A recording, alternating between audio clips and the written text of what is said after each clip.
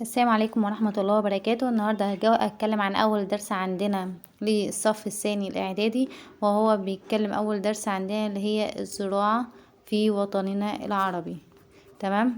طيب، أول حاجة الزراعة في وطننا العربي. طبعا احنا عارفين يعني ايه زراعة يعني احنا بيبقى فيه أرض زراعية واحنا بنزرع فيه. تمام. طب ربنا سبحانه وتعالى وهب الوطن العربي عوامل ساعدته ان هو يعرف يزرع.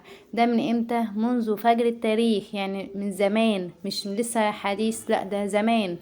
حتى لما كان لسه الانسان لسه بيتعلم الزراعة، لما كان الانسان بينزل، لما كان في جفاف فوق الهضاب والحاجات ديت، نزل تحت في قلب الوادي. ليه؟ لان في نهر النيل وفي تربة خصبة، فالانسان من هنا عرف الزراعة وبدأ يزرع. تمام.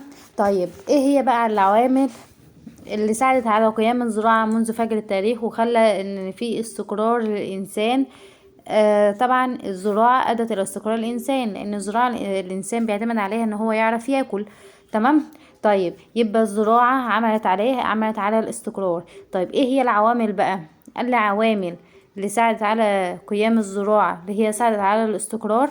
قال لي عندي عاملين: عوامل طبيعية وعوامل بشرية. العوامل الطبيعية دي جاية من الطبيعة، طب البشرية البشر هو اللي عاملها. تمام. طيب، العوامل الطبيعية زي ايه؟ قال لي زي المياه دي برضو طبيعية. طيب، ايه تاني؟ المياه العذبة. تاني حاجة التربة الخصبة. طيب، تالت حاجة قال لي المناخ المتنوع.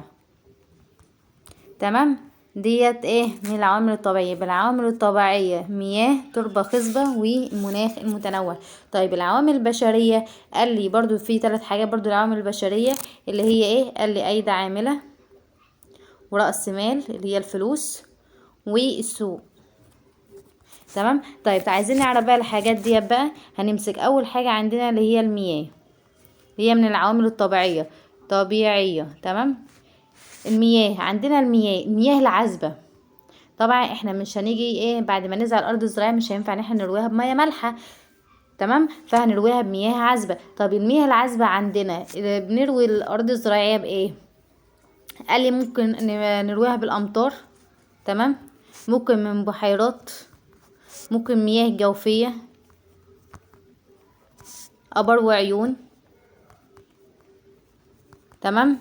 ديت المياه العذبه. طيب، التربة الخصبة. اول ما نسمع كلمة تربة خصبة اصلا ومياه هنعرف الدلتا والوادي النيل على طول، دي اللي في مصر. تمام. يبقى عندنا هنا التربة الخصبة نهر النيل. ديت ديت اللي في السودان. تمام. طب ايه تاني؟ قال لي دجلة والفرات، دي في العراق. تمام. وجوبا وجبيلي دي فين؟ في الصومال. تمام. يبقى عندنا قلنا العوامل الطبيعية عندنا المياه العذبة زي امطار، بحيرات، ابار وعيون. تمام. طيب، التربة الخصبة عندنا زي نهر النيل في السودان. طيب، ايه تاني؟ دجلة والفرات في العراق، جوبا وشبيلي دول فين؟ في الصومال. طيب، ايه تاني؟ قال لي برضو اخر حاجة اللي هو المناخ، ديت من العوامل الطبيعية. طيب، المناخ عندنا في مصر ثابت ولا متنوع؟ قال لي لا، متنوع. طب احنا عندنا المناخ فيه صيف، شتاء، خريف، ربيع، فهتلاقي المناخ متنوع. طيب، المناخ المتنوع هينوع لي هينوع لي النباتات. تمام. يبقى تنوع المناخ يؤدي لتنوع النبات. تمام. لما يبقى في تنوع في النبات يبقى في تنوع في المناخ، يبقى في تنوع في النبات، يبقى تنوع المحاصيل الزراعية. تمام. طبعا مش في اكلات للصيف واكلات للشتاء والحاجات دي، هي دي بسبب المناخ. يبقى المناخ في تنوع في المناخ، يبقى في تنوع في النبات والمحاصيل الزراعية. طيب، لما يبقى في تنوع بيبقى في قال لي بيبقى في تكامل بين الدول العربية. طبعا بيبقى فيه انا مثلا هنا في مصر في صيف، في بلد تانية في شتاء، فانا المنتجات اللي انا بعملها هنا في مصر هي منتجات الصيف، اللي بره بيبقوا محتاجينها، وانا ببقى محتاج منتجات الشتاء فانا بجيبها من بره، فبيبقى في تكامل، اللي انا عندي بخرجه بره واللي بره انا بجيبه عندي. تمام. يبقى في تكامل بين الدول العربية كده. تمام. يبقى المناخ يؤدي الى تنوع، يؤدي الى تنوع النباتات والمحاصيل الزراعية، يؤدي الى كده الى في تكامل.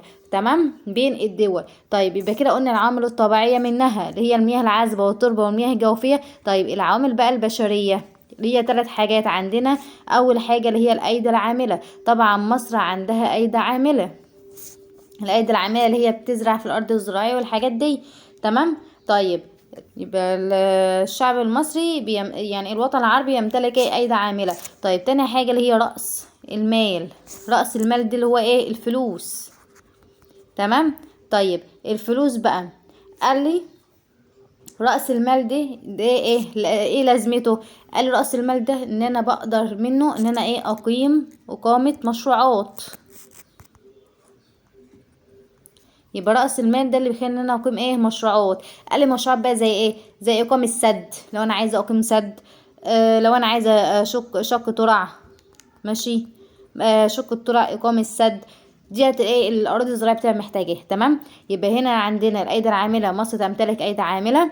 رأس المال، رأس المال ده أنا بحتاجه عشان أقيم منه المشروعات. والمشروعات زي إقامة السد، شق الترع، حفر القنوات، الحاجات دي كلها. تمام. اللي هي الأرض الزراعية اللي بتحتاجها. طيب ايه تاني؟ قال لي آخر حاجة عندنا اللي هي ايه؟ السوق.